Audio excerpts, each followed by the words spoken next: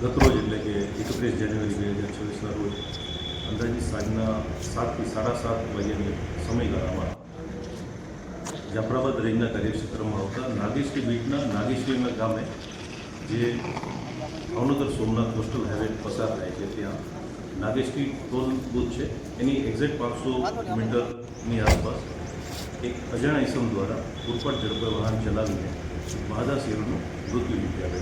માદાસિંહની ઉંમર અંદાજિત 5 થી 9 વર્ષ હતી.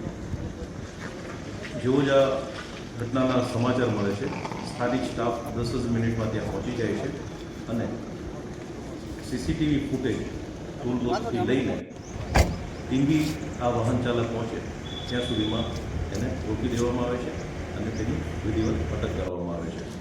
આ વાહન ચાલક છે જેનું નામ છે વિરેન્દ્ર રાયસિંહભાઈ રાઠોડ, ઉંમર વર્ષ 30, જેઓ મૂળ વતની ત્રણાદર કોડીનાના છે, જેઓ હાલે ગાંધીનગર ખાતે રહે છે અને પોલીસ આવાસ વિભાગમાં કોન્ટ્રાક્ટર સિવિલ એન્જિનિયર તરીકે ફરજ બજાવે છે.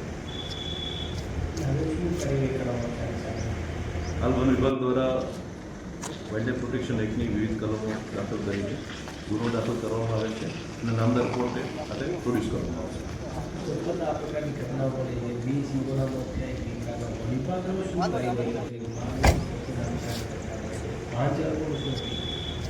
વાહન ચાલકોને ખાસ અપીલ એ જ કરવાની છે કે જ્યારે રાજુલાથી ઉના તરફ જતો રસ્તો કે જ્યાં આ લાઇન મૂવમેન્ટનો વિસ્તાર છે, વન વિભાગ દ્વારા સ્થળે આ બાબતના સાઇનેજ બોર્ડ પણ મૂકવામાં આવ્યા છે. અંદાજે 10 કિલોમીટરમાં 5 થી 6 જગ્યાએ સ્પીડ રિસ્ટ્રિક્શન સાથેના સાઇનેજ બોર્ડ પણ મૂકવામાં આવ્યા છે. તો એ સાઇનેજ બોર્ડને ધ્યાને રાખીને ગતિ મર્યાદામાં વાહન ચલાવશે તો આ એક વન્યજીવ સિંહનો અમૂલ્ય વારસો આપણે જાળવી શકીશું.